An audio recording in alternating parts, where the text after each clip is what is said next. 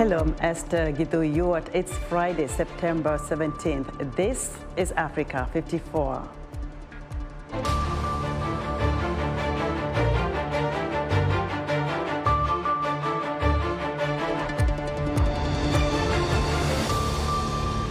A human rights group sounds the alarm on the alleged targeting of Eritrean refugees in Tigray. The West African bloc, ECOWAS, resorts to sanctions over coups in Guinea and Mali. And a vintage live music performance by the world's leading Ngoni player.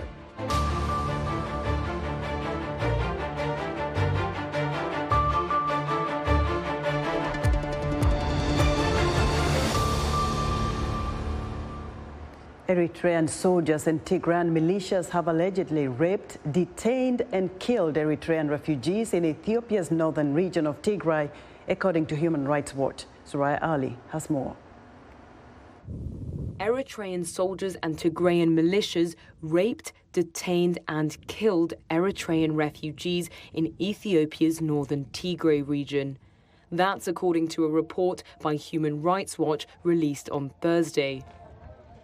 It detailed attacks around 2 refugee camps in Tigray, Shemelba and Hitsats, drawing on interviews with 28 refugees and other sources, including satellite imagery. Local forces in Tigray have been battling the Ethiopian government and their Eritrean allies since November. But the region is also home to tens of thousands of Eritrean refugees. HRW's Horn of Africa director, Letitia Bader, said Eritrean refugees have been attacked both by the very forces they fled back home and by Tigrayan fighters. Eritrea has previously denied atrocities and said its forces have not targeted civilians. A spokesman for the Tigray People's Liberation Front said formal uniformed Tigrayan forces had only recently moved into the area and that it was possible abuses were committed by local militias. HRW said Eritrean forces arrived in Hitsats on November 19th, killed residents and pillaged and occupied the refugee camp. They cited UNHCR figures that more than 7,600 out of 20,000 refugees who were living in the camps are still missing. In every house, people were killed, one resident told HRW. The report said Tigrayan forces returned on December 5th, and refugees in nearby villages reported being shot at and attacked with grenades. The violence and severe food shortages forced some refugees to return to Eritrea. Others fled south to 2 other camps. Tigrayan forces took over those camps in June, and refugees have reported killings and looting. That was Soraya Ali of Reuters reporting. The White House issued a statement from President Joe Biden Friday, reiterating that the ongoing conflict in northern Ethiopia is causing great human suffering while threatening the unity of Ethiopia. Almost 1 million people are living in famine-like conditions, and millions more face acute food insecurity as a direct consequence of the violence. Humanitarian workers are being blocked, harassed and killed. President Biden says he is appalled by the reports of mass murder, rape and sexual violence to terrorize civilian populations. To that end, Biden signed an executive order Friday establishing new sanctions regime that will allow the U.S. to target those responsible for or complicit in prolonging the conflict in Ethiopia, obstructing humanitarian access or preventing a ceasefire. Meanwhile, Ethiopian Prime Minister Abiy Ahmed on Friday has written an open letter to President Biden saying, in part, the international community, including the U.S., has put undue pressure on his country, characterized by double standards as it pertains to Ethiopia's rule of law operations in the Tigray region. Abiy said, quote, as a longtime friend, strategic ally and partner in security, the United States' recent policy against my country comes not only as a surprise to our proud nation, but evidently surpasses humanitarian concerns. In West Africa, the region's main political and economic bloc is using sanctions to tackle the recent coup in Guinea and to put pressure on a junta in Mali. It's the toughest response yet from ECOWAS to a run of military takeovers. David Doyle explains. Travel bans and the freezing of financial assets have been imposed on the junta that seized power in Guinea. The sanctions are the toughest response yet from West Africa's main regional bloc to a run of military takeovers. And the economic community of West African states didn't stop there. Guinea's neighbour Mali also experienced a coup last year. After an emergency summit on Thursday, ECOWAS said the same sanctions would apply to anyone found to be slowing Mali's post-coup transition. With Guinea, ECOWAS President Jean-Claude Kassi Brou said regional leaders were insisting on the release of ousted President Alpha Condé and a short transition. They even went to the way of clearly stating that the transition should not last more than 6 months. So 6 months, elections should be held. In Mali, authorities have pledged to hold elections early next year, but the promises have been undermined by the failure to meet various deadlines. In May, the colonel who led the initial coup, Assimi Goïta, ordered the arrest of the country's interim president and took over the role himself. And they did insist, they reaffirmed again, that the date set for the election, end February 2022, is not negotiable. We're very clear and insisted on that. Leaders who took part in the summit hailed the more hardline stance. Senegal's President Macky Sall tweeted that he welcomed the strong actions to safeguard democracy, peace, security and stability. West and Central Africa has seen 4 coups since last year, intensifying concerns over a backslide towards military rule. David Doyle of Reuters filed that report. The US, Britain and Australia are hailing the announcement of a new security pact which will see Australia getting US nuclear-powered submarine technology in a bid to counter China in the Indo-Pacific. China is condemning the deal and France is outraged after Australia abandoned its submarine deal with Paris. VOA senior diplomatic correspondent Cindy Sen has the latest. Secretary of State Antony Blinken and Defense Secretary Lloyd Austin welcomed Australia's Foreign Secretary and Defense Secretary to the State Department to hail their new trilateral defense partnership known as AUKUS, which includes the United Kingdom. The first initiative under AUKUS is our shared ambition to support Australia acquiring nuclear-powered submarines for the Royal Australian Navy. The deal angered both China and France, with Beijing saying it undermines regional peace and stability. France has been working on a conventional submarine deal with Australia for years, and top officials in Paris said they felt stabbed in the back that the U.S. did not even consult them. C'est une énorme déception. It's a huge disappointment, especially as all the teams have been working hard for 5 years to ensure the proper implementation and smooth running of this major contract, which was to provide Australia with 12 conventionally powered submarines as requested. Blinken sought to tamp down the outrage in Paris, saying the U.S. wants Europe involved in the Pacific. And as I said, France in particular is a vital partner on this, on so many other things. Stretching back a long, long time, but also stretching forward into the future. Australia's defense minister tried to explain what happened with France, saying Canberra's Navy advised them they needed nuclear-powered submarines instead of conventional submarines. And so we looked at what options were available to us. The French have a version which was not superior to that operated by the United States and the United Kingdom. Secretary Austin addressed China. On the issue of China, let me just emphasize up front that, this agreement, this relationship is not aimed at anything or anyone.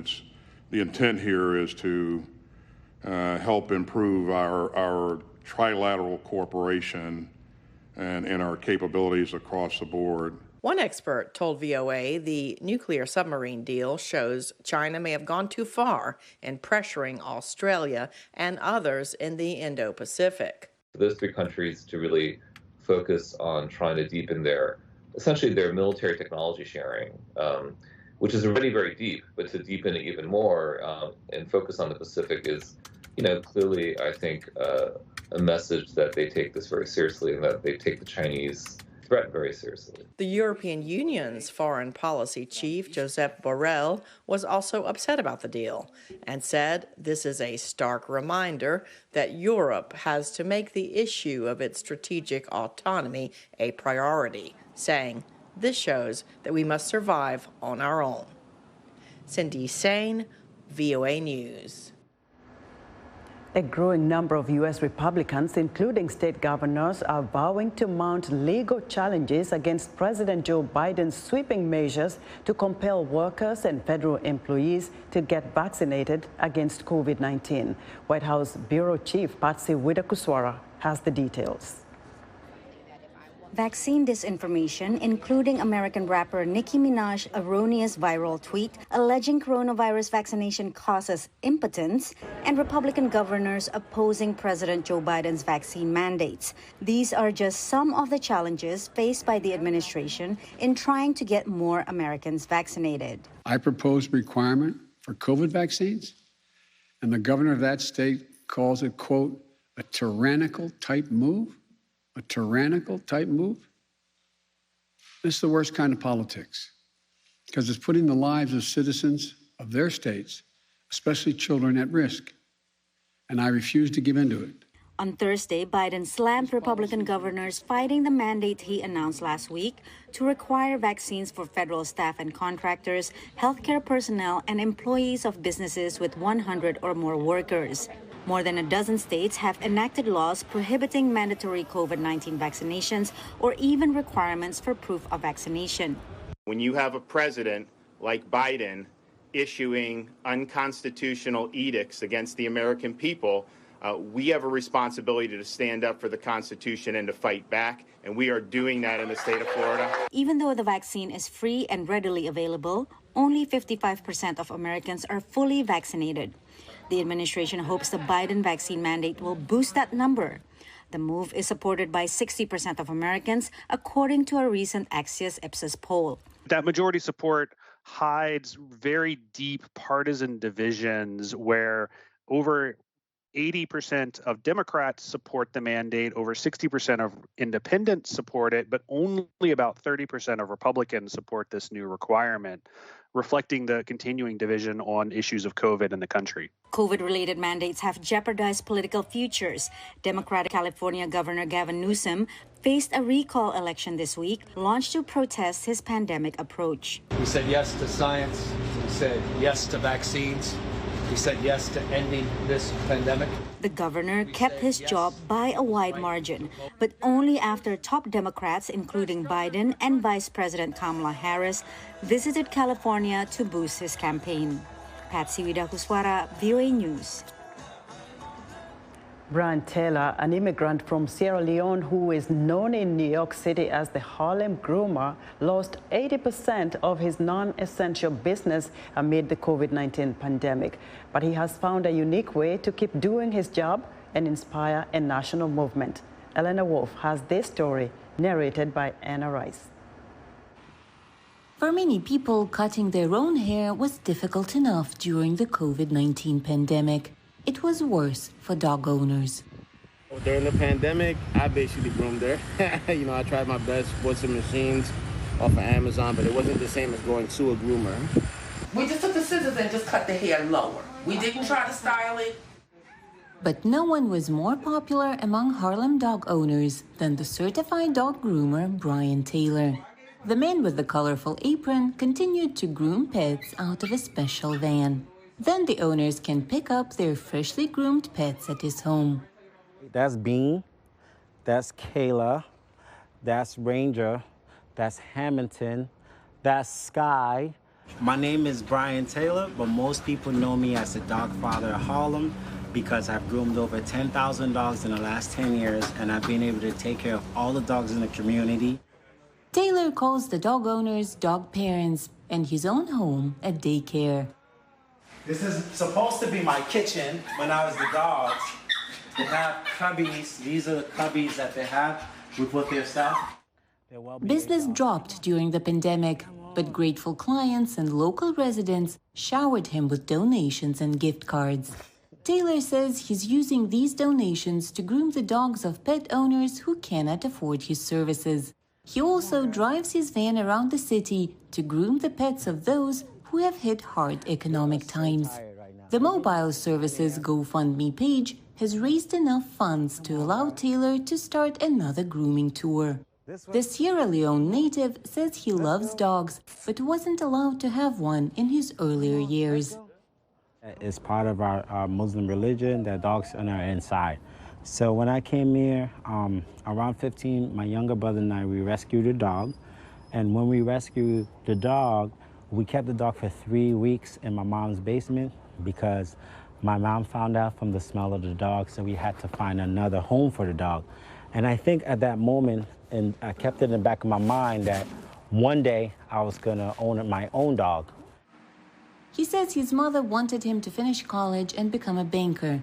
Instead, Taylor says he went to school to become a dog groomer and opened a successful business.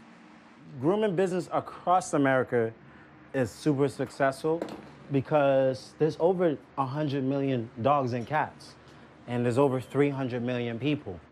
There's not enough dog groomers overall, and I feel like hopefully we can continue to showcase African Americans in the industry.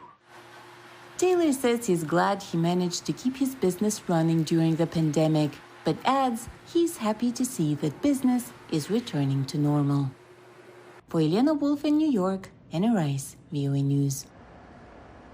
We're excited to hear what you think about Africa 54. Join the discussion on Facebook. The address is Africa 54. We're also streaming our broadcast live on Facebook. Please watch and share our show with your friends. Also check out our headlines 24/7 on voaafrica.com. Still to come, Music Time in Africa host Heather Maxwell introduces us to the world's leading Ngoni player. Stay with us.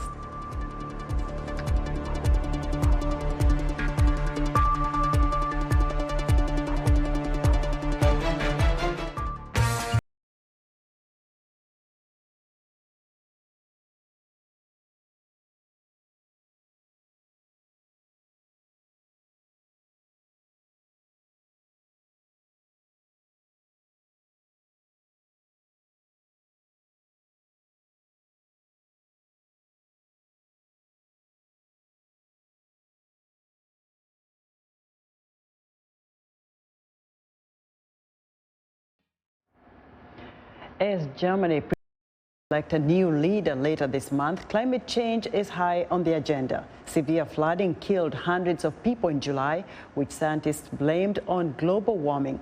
But as Henry Ridgway reports, the country is also Europe's biggest emitter of carbon dioxide and is struggling to wean itself off fossil fuels. It's difficult to believe that the gentle Ahr River that winds through the vineyards of Western Germany could grow into such a destructive force. 134 people were killed as floodwaters tore down the narrow gorge 8 weeks ago, sweeping everything in its path. As the water poured off the steep hillsides, the level of the river rose by over 9 metres in the space of just a few hours. Many of the residents didn't have a chance to escape. Scientists have blamed the intensity of the rainfall on climate change. For the survivors, it has been a grueling 2 months. The daily effort to rebuild lives amid the choking dust. The grief, the shock, the realization that life in these communities will never be the same again. This town has been left in pieces, and there are lots of houses that won't be rebuilt. The fundamental problem is that with climate change, with this heavy rain that has impacted Germany, we have to take a different approach. Will the climate crisis persuade German voters to take a new approach? Germany's Green Party is currently third in the polls, which shows support has actually fallen in recent weeks. The party blames a generational divide. We had summers of drought, we had extreme rain, we had a lot of problems in our forests. So we feel that climate change is actually real and is happening. However, we see a clear divide between younger and older people. Younger people under the age of 40 tend to prioritize environmental issues, climate issues in their voting decisions. Older people don't.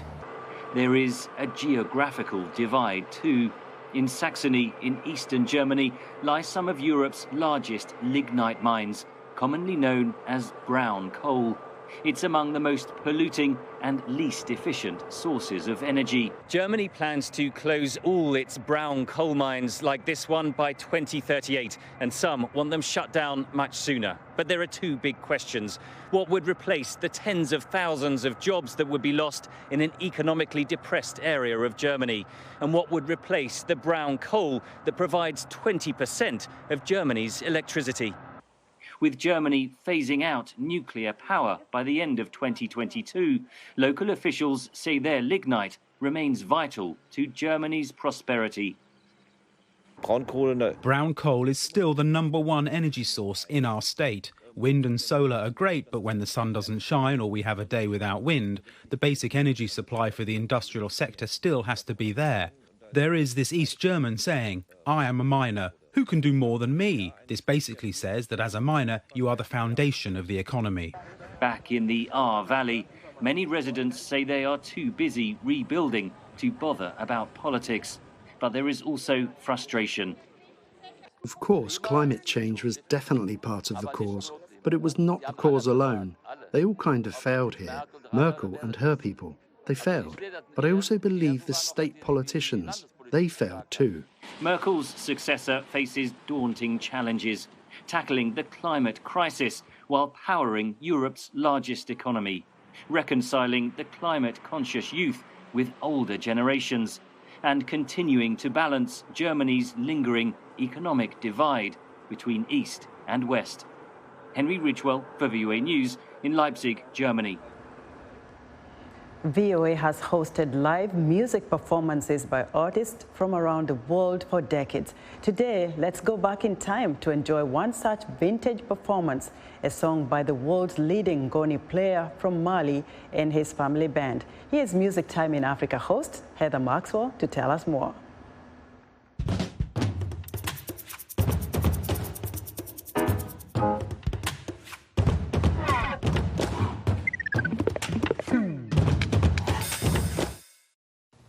In 2012, Malian griot musician Basekou Kouyaté and his family band Ngoni Ba performed a set of songs off of their third album called Janako.